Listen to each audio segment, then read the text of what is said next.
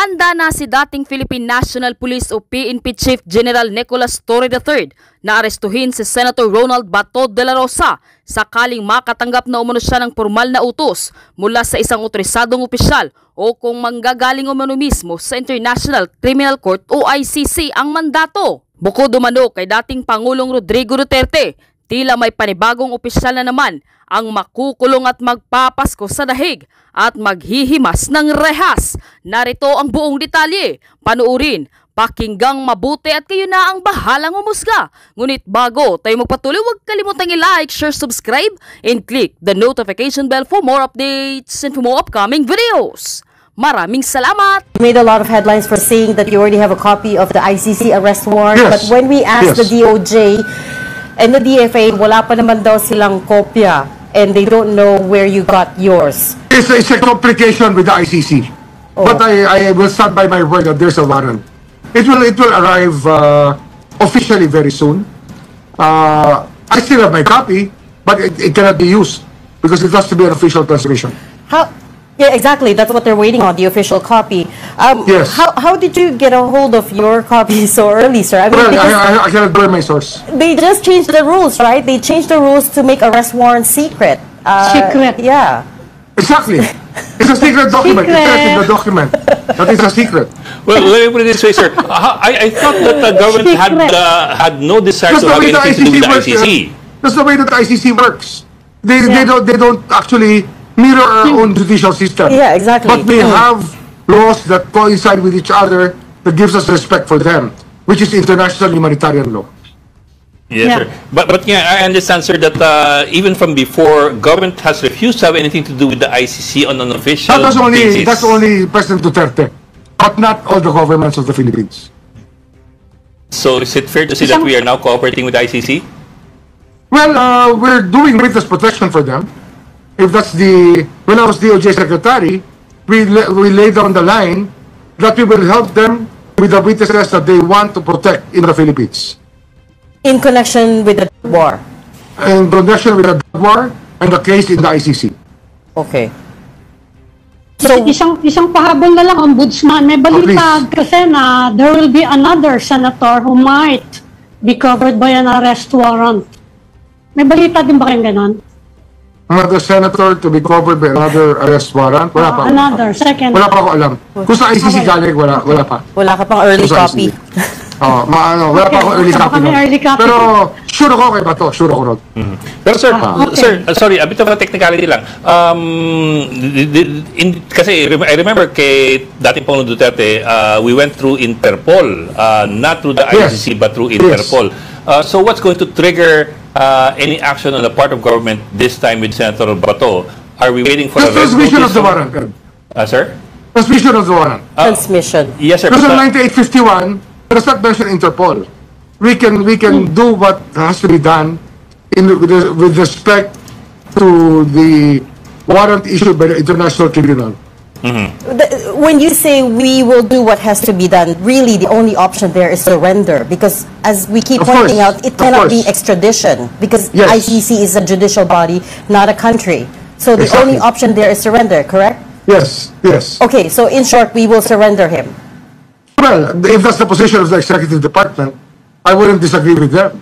Because when I was there, that's what we did. Sabi ni dating PNP Chief General Nicolas Torre, kung siya daw ay aatasan, ipapatawag na ma-involve sa pag-aresto kay Bato, handa daw siya dyan. Ayan. Nag-react dyan si Pulong. Pag-usapan natin yan. Pangalawa, magtatago na ba si Bato? Kasi na-deny ng na-deny ng Korte Suprema yung motion nila ni Torion, ng abogado niya. So ang tanong ngayon, mag-aano na ba? Magtatago na ba si Bato de la Rosa? Yun, abangan natin yan, mga kabunyog, mga kababayan. Ito, pag-usapan na natin to mga kabunyog. Itong tungkol kay General Torre, tinanong si General Torre, halimbawa pong atasan kayo ng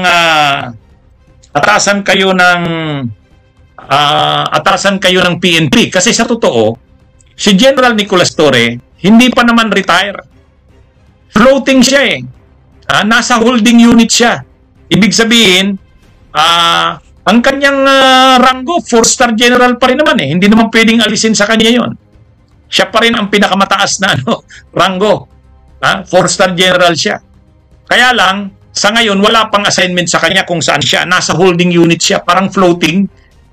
Pero, tinanong si General Nicolas Torre, halimbawa pong i-involve kayo sa pag-aresto kay Bato de la Rosa kung lumabas ang ICC arrest warrant.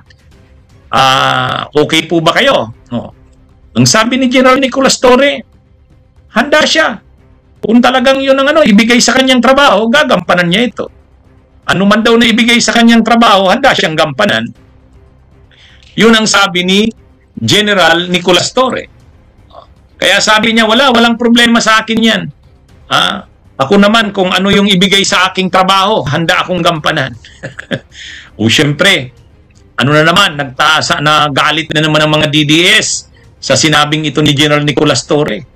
Kasi alam naman natin si General Nicolas Torre, pagka ganyan pag pinatrabaho mo sa kanya ang ganyang bagay, gagawin niya talaga yan. Hindi niya yan aatrasan. At saka pag siya, nasubok naman natin yan. Si General Nicolas Torre, kapag trabaho, lalo na ganyan, ang mission ay mission. Walang distraction sa kanya. Hindi mo siya matatakot, hindi mo siya tingnan nyo naman yung nangyari sa kanya doon kay Kibuloy. Ang daming sa kanya, kontra, sinisiraan siya, hinaharangan siya, niraralihan siya yung mga miyembro ng QJC, nag-investigasyon pa yung Senado, sila Bato de la Rosa, sila Padilla, sila Bongo, para pigilan siya. Hindi siya tumigil. O ganun ka determinado si Torre. Kumbaga, si General Torre, sabi niya, good soldier naman siya. Kung anong ibigay sa kanyang trabaho, gagawin niya. Kaya kung ipapatrabaho yan sa kanya si Bato, halimbawa lumabas ang arrest warrant at katulungin siya, pag ibinigay daw yan sa kanyang trabaho na yan, hahanapin niya yan kahit nasaan si Bato. Nabasa ko yun. Nabasa ko yung sinabi. Pero nag-react si Pulong dyan, mga kabunyog, mga kababayan. Ang reaksyon ni Pulong, sabi ni Pulong Duterte, wag mo nga kami Torre, parang ganito. Wala ka namang accomplishment. Mabuti pa nga sa'yo si Bato, maraming accomplishments kasi matagal na naging PNP chief. Ikaw, ilang araw lang. Wala ka namang accomplishment. Siyempre, galit si Pulong Duterte kasi naiisip ni Pulong Duterte, si Torre na naman ang huhuli kay Bato. Kaya nangangalaiti sa galit si Pulong doon sa statement niya. Pikon siya eh. Kasi si Duterte ang umaresto si Torre ang umaresto kay Kibuloy. Si Torre din ang umaresto sa kanyang ama. Kaya ngayon na naman si Bato. Kaya ang reaksyon ni Pulong, wala ka namang accomplishment, Torre. Pero ang hindi, kahit palait-laitin ni Pulong si Torre, anong walang accomplishment? Yung pag-aresto kay Kibuloy ay napakalaking accomplishment, napakahirap nun. Yung pag-aresto kay Duterte at pag-turnover sa ICC, ano ba yan? Hindi ba accomplishment yun? Sa kanila na mga DDS, hindi accomplishment yun. Pero sa bayan, sa PNP organization, napakahirap nun. Napakahirap nun. Pero nagtagumpay si General Torre doon. Ang bango ng imahe ng PNP dahil doon eh. Kaya pikon si Pulong na kinakantsawan niya, iniinsulto niya, linalait-lait niya si Torre, na sinasabi niyang si Bato ang may accomplishment kasi matagal siyang PNP chief. Ikaw, ilang araw ka lang. Oo, matagal si Batong PNP chief. Pero ano naman yung kanyang accomplishment? Mga patayan? Kaya nga siya ngayon wanted ng ICC. Kaya nga siya ngayon wanted ng ICC dahil sa crimes against humanity. Yan ang pinagmamalaki niyong achievements ni Bato. Tingnan niyo ngayon. Pagbabayaran niya yun. Pagbabayaran niya. Si General Torre, hindi. Ang accomplishment niya ay para sa mabuti. Kaya lang, pinulitika kasi siya sa loob ng PNP. Yun ang totoo. Pinulitika siya. Pero kahit nga ganun, hindi naman masama ang loob ni General Torre. Sabi niya, naano ko na yan. Nalampasan ko na yan, yung ginawa sa akin na kung hindi na ako PNP chief. Medyo ano nga lang kasi 80 days ba siya? 85 days. Pero sabi niya, ano na ako, tanggap ko na yan. Nakamove on ako dyan, sabi ni General Torre. Pero sila Pulong, ang pinagmamalaki, si Bato daw, mabuti daw si Bato, maraming accomplishment. Si Torre daw wala. Kasi 85 days nga lang daw. Si Bato, totoo, matagal na PNP chief. Pero anong accomplishment niya? Patayan? O ngayon, yung accomplishment niya na yan, pinagmamalaki nilang accomplishment, yan ang dahilan kaya siya ngayon wanted ng ICC. Crimes against humanity. Pero kahit yung accomplishment na yan, inaano naman iba to eh. Dinidinay nila. Noon, pinagmamalaki nila ni Digong na maraming namatay. At yung pagpatay na yon, mga pagpatayan na yon, accomplishments nila. Noon. Pero ngayon na hinahabol na sila ng ICC, dinidinay na nila na involved sila doon. Dinidinay na nila na silang pasimuno noon. Kita mo yan. Paano yan Pulong makiklaim na accomplishment ni Bato? Dinidinay niya nga. Diba? Dinidinay niya na hindi sila ang pasimuno noon. Kumbaga, hindi daw nila kontrolado yung sitwasyon. Yung mga patayan daw na yon, riding in tandem, yung mga death squads, hindi daw nila ano yun. Imagine nyo yan. Kaya itong si Pulong, kaya ito napipikon dahil talagang matindi yung sabi ni General Torre. Handa ako. Kung ibibigay sa akin yung trabaho na yan, handa ako dyan. Kaya, parang ang iniisip ng mga DDS, si Torre na naman, mga aresto kay Bato. Pero hindi naman. Sabi naman ni General Torre, sa tingin niya naman, kaya na yan ng PNP. Magagaling, maano naman yan, i-implement na naman yan ng PNP. Ang sabi niya lang, kung kailanganin uli siya, handa siya. Hindi niya yan naatrasan. Yan yon. Ngayon, mga kabunyog, mga kababayan, ito si Bato. Ano na bang nangyari? Di ba ang latest? Ang latest may lumabas na yung desisyon ng Supreme Court doon sa motion ni Torion, yung abogado niya. Ang motion kasi ni Torion, i-compel o orderan ng Korte Suprema si Ombudsman Boying Rimulya na ilabas yung sinasabing kopya ng warrant of arrest ng ICC. Kasi sabi ni Boying Rimulya, mayroon siyang kopya. Pero unofficial nga lang. Gusto nila Bato de la Rosa sa pamamagitan ng abogado niyang si Torion na i-compel ng Korte Suprema ng Supreme Court si Ombudsman Rimulya na ilabas yun. Hindi siya kinatigan ng Korte Suprema. Hindi siya kinatigan. Denied. Kaya ngayon, parang nakakaramdam na, sabi nila Atty. Torion, dismayado daw sila sa naging, disappointed daw sila sa naging desisyon ng Korte Suprema. Okay. Kahit naman disappointed kayo, kailangan yung irespeto yun. Kasi sinabi ko na nga, hindi kasi madali sa Korte Suprema na makialam sa mga international court orders. Order yan ng Korte Suprema, warrant of arrest. Tapos aanuhin ng Korte Suprema, papakialaman yan. Hindi yan. Kumbaga, hindi madali sa Korte Suprema yun. Kumbaga, International Criminal Court yan. Kahit Interpol lang, pag may gagawing operations ang Interpol, hindi yan pwedeng pigilan ng Korte Suprema. Kahit na nga si Duterte na yun dating presidente na, linakad din ng mga abogado ni Duterte nung araw na inaaresto siya. Minamadali ng mga abogado niya, nagtulong-tulong na maglabas ng TRO ang Korte Suprema. Naglabas ba ng TRO ang Korte Suprema? Hindi. Hanggang ngayon, wala pang desisyon ng Korte Suprema doon sa petisyon ng habeas corpus ni Duterte. Kaya nga si Kitty Duterte, balita ngayon, linakad yata ni Kitty Duterte na nag-motion si Kitty Duterte sa ngalan ng kanyang ama na i-resolve naman ng Korte Suprema yung habeas corpus petition. Kaya lang, kasi, hindi madali sa Korte Suprema ang makialam, mag-resolve ng ganyang mga issues na involved ang International Criminal Court. Kaya siguro, na-realize na dito nila Bato, parang mayroon na sila ditong at least mayroon na sila ditong nakikinikinita na mukhang mahirap nga.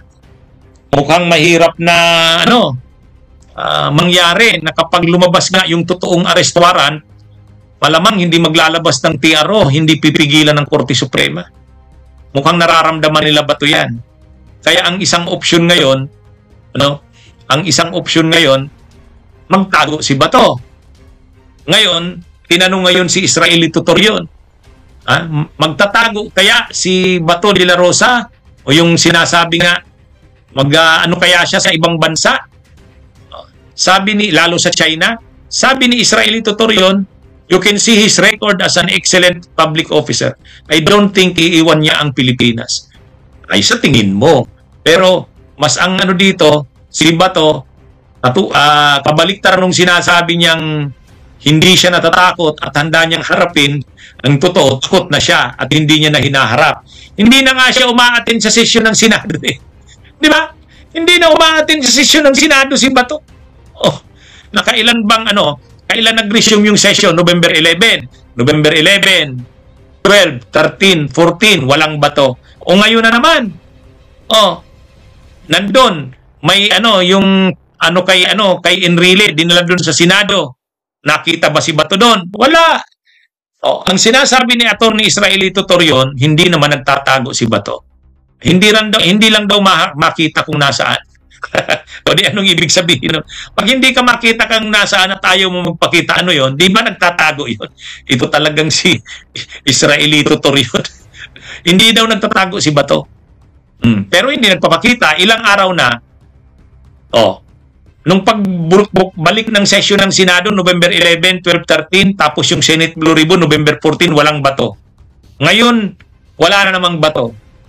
Ang dami ng session yung Senado, Kaya, kung sinasabi ni Israeli Tutor yun, na hindi magtatago si Bato, nakakaduda yan. Malamang hindi yan. Kasi sinabi rin na Israeli Tutor yun Hindi niya daw ina-advisean ang kanyang kliyente na magtago sa Senado. Kasi wala rin daw naman mangyayari doon. Sabi yan ni Torion, sa bandang huli rin daw, mapipilitan ding sumurinder si Bato kung sa Senado magtatago. O ngayon, kung hindi siya magtatago sa Senado, saan siya magtatago? Sa Davao? Mahuhuli rin siya dyan. Lalo kung si Tory ang kahanap sa kanya. Kaya ngayon, ang lumalabas ngayon, may mga nagsasabing malamang sa China yan. Malamang sa China yan pupunta. Malamang sa China. Kaya lang, sabi ni Torion, hindi daw tatakas papunta ng ibang bansa kasi ang karakter daw ni Bato, hindi iiwan ang Pilipinas. Hindi nga kaya? Hindi nga kaya? Kayanin kaya ni Bato ang magtago ng magtago? Mahirap yan. Alam niya na madali siyang makilala, madali siyang matunton. Baka nga kahit ngayon mayroon ng sumusubaybay sa kanya Totoo lang. Baka mayroon ng nagtatrack ng lokasyon ni Bato para pag lumabas yung arrest warrant, dadamputin na lang siya. Bulagain na lang siya. Pwede yun. Kasi naman sinabi na ni Ombudsman Boying Rimulya, sigurado nang mayroon Sigurado nang mayroon na arrest warrant. Lalabas na yon. Inassure ni Ombudsman Boying. Kaya anyway, abangan natin mga kabunyog, mga kababayan. For now ba, nakita nyo na ba yung sinasabi ni Ombudsman Rimulya na talagang meron ng arrest warrant and officially, kasi di ba yung sinabi niya noon, unofficial pa yung na-receive niya pero kinukumpirma niya? Alam nyo, hindi pa po at mahirap kumbaga makialam dyan dahil ang ICC ay mahigpit sa confidentiality ng mga proceedings. At particularly yung application ng warrant. Kasi sa totoo, pwedeng, kumbaga may iba pa kasi yung application ng warrant, iba pa yung na-issue na warrant. Tama. Kaya yung application ng warrant, posibleng yun ang nakita, pero posible ding issued na warrant. These are two different documents, kaya kailangang mailinaw din yon. Ayaw naman namin kulitin si Ombudsman Remulla. Yes. Kasi wala naman kaming role sa pag-aresto Tama, po. oo, tama. Philippine government naman yan, kaya abang-abang lang din kami. Pero attorney, narinig ko kasi si Ombudsman Remulla siguro in a few days ago, binabanggit niya na kasi 'di ba mayroong Supreme Court na parang nire-raise yung issue ng extradition. So sabi niya if given the choice na kunwari extradition at saka itong isurrender na lang, tingin niya the most likely scenario is surrender na lang kasi yung extradition will not apply kasi hindi naman state to state it's a international court, 'di ba? Hindi naman state ang ICC. So yun yung parang argument that I heard from him. Tingin nyo ba kasi kung isusurrender, ganun din kasi pareho ng proseso na ginawa kay dating Presidente Duterte? Kung sakasakali, given the circumstances, yes, pareho nung sa kanya. Pero meron kasi kaming pinagtatalunan pa din na punto. Kailangan naman talaga ang isang akusado ay madala sa korte. Okay. So mayroon nakalagay korte po yan clearance. sa Article 59 ng Rome Statute. Ang sabi, ang isang nahuli ay dadalhin sa korte. Competent judicial authority. Okay. O kung para sa amin, ang tingin namin korte yon, judicial na authority. Tapos, ang tatanungin doon ay katulad nung tinanong nung first appearance ni Duterte, kukumpirmahin ng identity, kukumpirmahin na nabasa ba niya yung warrant of arrest, at tatanungin kung nalabag ba ang karapatan niya sa proseso ng pag-enforce ng warrant. Ganon. Oo, tama. Kaya kaibang-kaiba ito dun sa extradition process ay dahil sa extradition process, pwede mong questionin yung batas. Issue kung yung batas na ba ito ay pareho ba tayo, extraditable offense, both sa amin at sa inyo. Kasi we're talking about a foreign warrant. Yes. Sa ICC warrant, walang ganun. Kumbaga, tanong na lang, ikaw ba yan? So, simpleng proseso sa Judicial korte. court. Judicial court. Oo, So, yun competent judicial authority. Hindi nangyari yun kay Duterte. Yan, Ang excuse ng Philippine government. Nakalagay kasi sa Article 59, as state party shall. Ayun na. So very Hindi likely naman nga. sila member. O kaya nga very likely nga na sinasabi nga ni Ombudsman Remulla na he will seek definitely kung siya nga raw si Senador Bato pupunta siya sa isang judicial court authority, di ba? Parang may judicial court na compliance para sabihin lang. Pero alam ko inunahan na niya, di ba? Nag-file na siya ng TRO sa Supreme Court. So ano mangyayari? Bale. Ang mangyayari lang problema, ang Supreme Court ay umaaksyon kung meron siyang kaso nakaharap. Pero hindi siya haharap sa isang baka may warrant. Kailangan may warrant at malinaw yon. In fact, wala pa no? Kailangang hindi pwedeng hypothetical. Tama. Kaya hindi ko alam kung uubra yung kanyang final hanggat wala pag nakikita o wala siyang napoproduce nung sinasabing warrant. Posibleng ma-dismiss yun. Ang pagkakataon niya ay kapag na-issuean siya ng warrant, i-refile niya, may tatakbo kaagad sa Supreme Court. Kaya lang, again, hindi pwedeng questionin or hindi dapat sa isang local or competent judicial authority of a state party yung jurisdiction ng court. Pupunta ka dapat ng ICC. Kaya ang punto nito, kulong. Yun ang pinaka-importante sa ICC na you are under custody, whether doon sa bansa na humuli sa'yo or doon sa ICC detention facility. Kasi matindi yung kaso, ganun ang premise niya. Kaya kami nag-issue ng warrant dahil talagang kailangan. Okay, pero for non-lawyers like us, gusto ko lang liwanagin, ibig sabihin, pag lumabas yung arrest warrant, di ba ang gagawin niya dapat para sundin natin yung legal sequence, pupunta siya sa isang judicial competent authority para lang ba tatanungin lang siya doon, hindi ibig sabihin mapoprolong yung kanyang ibig sabihin isi-serve kasi alam ko pag may arrest warrant, di ba, the Interpol is ready to arrest him na sa tulong na ng gobyerno ngayon, napapayagan ng kanyang surrender or whatever. Pero yung judicial competent authority na yon ay hindi magdi-decide na hindi siya pwedeng dalhin sa ICC. Oo, hindi pwede. Di ba? Hindi, na tipong palayain kasi peke itong warrant or mali yung ICC, etc. Alamin lang yung kanya kung siya yan. Ganun, parang ganun. Siya lang, oo. Pero may isang pagkakataon kasi. binibigay sa sa competent judicial authority yung parang the honor, the privilege of telling the accused, you can avail of interim release. So parang sasabihin yun, bahagi ng karapatan mo ay mag-apply ng interim release. Ang problema, yung parameters ng interim release ay hindi katulad ng sa Pilipinas. Dapat magre-refer ka dun sa batas ng ICC. Kasi, again, ang ICC ay kakaibang institusyon.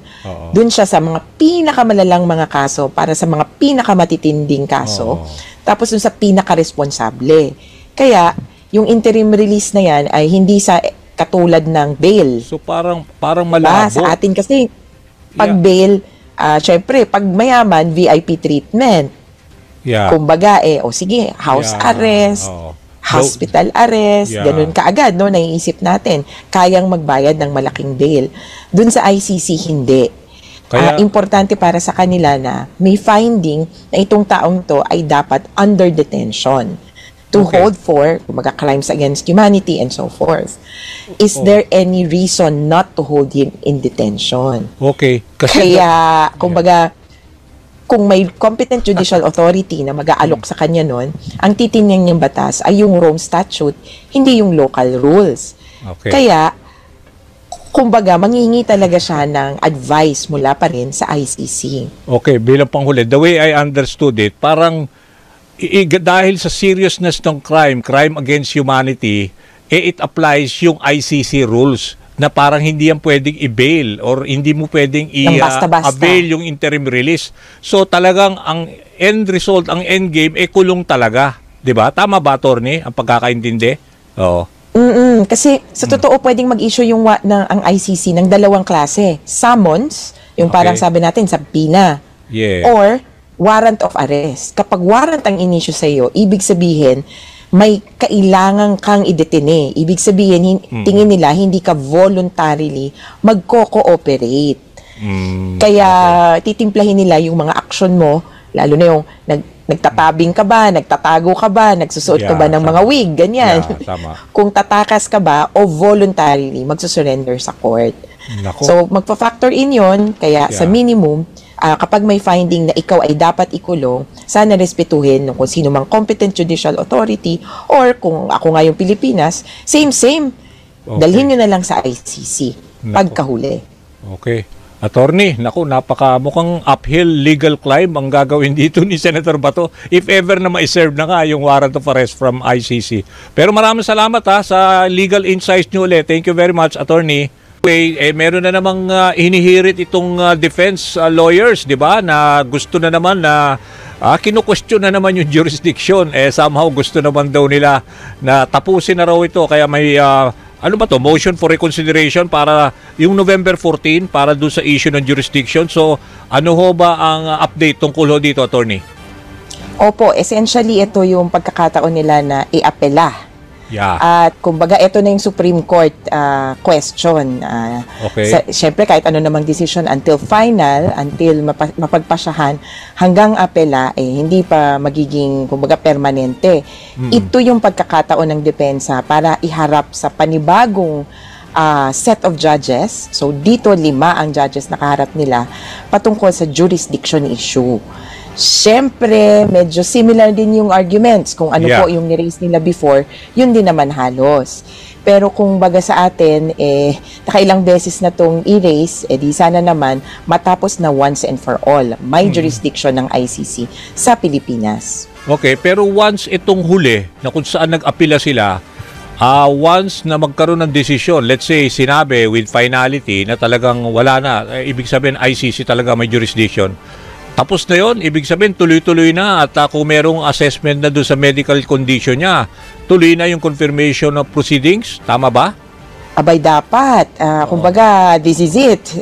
Dapat, hindi naman pwedeng forever paulit-ulit na parang sirang plaka. Mga argumento. Pero, inote ko lang din po Danny, na kahit hindi pa napagpapasyahan yung appeal, itong appeal on jurisdiction, pwede nang tumuloy ganun ba? Kasi, yung sa pre-trial chamber, the only question pending, kumbaga, sabi natin sa trial court, Yes. Diba sa atin? Yes. Sa trial court, tapos na ang issue ng jurisdiction sa kanila. Okay. Kaya klaro na pwede na silang mag-proceed to determination of fitness to stand trial. Hindi na nila hihintayin yung appeal ng, kumbaga, Supreme Court. Kaya, sabihin na nating mahuli ito kasi ang mga chamber, ang appeals chamber would have about 4 months, 120 days to determine. Hindi hintayin yun ng pre-trial chamber. Dire-diretso na siya kung makapagpasya na siya dito sa fitness to stand trial. Ang bago nating schedule, December 5. Ilang linggo ba yung 3? December 5, malapit na. November 18 na ngayon. Di ba, Attorney? Yes po. So, December 5, nagkaroon kasi ng issue dun sa expert. Oo nga. May bagong doktor na naman. Di ba? Na parang titingin na naman sa kanyang medical condition kung he can stand trial. Tama ba, Attorney? Ang deadline ng report nila ay December 5. Yun. Okay, December 5. Ang deadline naman ng comments, o kumaga may masasabi ba, yung all parties, including the defense. Kasi independent experts to So, pwedeng mag-comment or mag-send ng observations December 12. Okay. So, yung term sa atin ay parang submitted for resolution. Wala nang ibang hinahanap pa na issue or hinihintay. Submitted for resolution ito, palagay natin dapat by December 12. Okay. Isa o siguro may break actually yung ICC. At sakto yun. It's the last day of office sa ICC. Oo, tsaka Pasko na So, break sila hanggang January 5. By January 5, edi balik trabaho. Sana naman mapagpasyahan nila kung fit to stand trial ba o hindi. Kaya, para dun sa mga nagtatanong kung mananatili, kung may magpapasko ba, may magpapasko po sa loob ng ICC. Sa ngayon, si Rodrigo Duterte, pero syempre, may bali-balita, baka kasama niya si Bato de la Rosa. Ganun ba? Okay, mamaya pupuntahan ko yung si Bato de la Rosa. So for now, para malinaw lang sa mga nakikinig sa atin, Attorney Conti, by December 5, dapat na-resolve na yung medical condition if he can stand trial. Tama? Hindi pa naman. Dapat. Hindi, pero may comments pa Di ba may comments kayo up to December 12. Pero ibig sabihin, by December 5, dapat tapos na yung assessment sa kanyang medical condition. Tama ba? Yes, nung mga doktor. Yung kaya nga. Doctor-expert, magsasubmit by December 5, kokomento yung iba. Prosecution, defense, victims. Okay. Tapos, kumbaga, quote-unquote, submitted for resolution, kaya lang may break. Okay, so January 5, babalik sila. January 5 ang resumption, ang balik ng opisina ng ICC. Sana, between then and, well, for the rest of January. May narinig nga ako na dating judge ng ICC, yung Pilipino na nag-serve as judge. Sabi niya, well, kung nandyan na lahat ng pag-uusapan, the decision could come within 2 weeks. Kumbaga, mabilis na magpapasyahan. Kasi may sinabi yung may sinabi na yung expert, may sinabi na yung prosecution, and etc. So, pagpapasyahan nyo na lang, okay ba na makinig yan? Kaya pa ba niyang masundan yung trial? So, 1 to 2 weeks. So, by end of January, we have a new setting, hopefully, for the confirmation of charges hearing. Okay, kung talagang masunod lang, talaga religiously yung timeline. Ang gusto ko lang liwanagin, yung December 5, ibig sabihin may assessment na ba yung mga medical doctors na kunwari nagbigay sila ito ang he is fit to stand trial, and then yung susunod ba na procedure ay yung process ibig sabihin magsasubmit na lang ang prosecution at saka defense ng kanilang comments. Pero ibig sabihin, yung una ba may assessment na okay na siya sa aming medical assessment, ganun? Okay ba yun? Pwede. Pero, ganun ba yun? pinapaliwanag din sa amin na yung fitness to stand trial, hindi siya talaga medical condition. Okay. Hindi doktor ang nagpapasya. Hindi ito parang fit to return to work. Okay. Ang fitness to stand trial ay more a legal concept. Kumbaga, huwes ang nagpapasya niyan. Kaya, pwedeng ang sabihin ng doktor, kaya ba niyang makinig ang kanyang hearing ay, kunyari, 75%. Pwede siya, parang gano'n, yung assessment. Kumbaga, ang kanyang, wala siyang tumor sa utak, wala siyang, kumbaga, wala siyang Alzheimer's, wala siyang ganito, ganyan. pwedeng ganun kasi yung assessment. Hindi siya diretsong assessment na this person is fit to stand trial. Pero kung ano't ano man, ang standard kasi ng fit to stand trial, simple, kumbaga, number 1, kayang makinig, kayang masundan ang mga nangyayari. And then number 2, kayang tumugon dun sa nangyayari. So, kumbaga, parang fit to return to work. Ang sasabihin ng doktor, wala bang lagnat yan, wala bang bali sa katawan, etc. Sa kanya isi-certify na fit to stand trial kung na-meet yung standards. So, 2 parts. Kaya bang marinig, masundan, at kaya bang sumagot o tumugon dun sa mga aligasyon laban sa kanya. So, both medical issue and a legal issue. Okay, oo. Kasi yung legal issue, magdi-decide na doon yung chamber. Pero in terms of, ang gusto ko malaman, kung malinaw by December 5 na maglalabas ng certification yung mga medical doctors that he is fit to stand trial. Ganon. Tapos, posibleng hindi pa ganun yung comments na lang yung dalawang panig.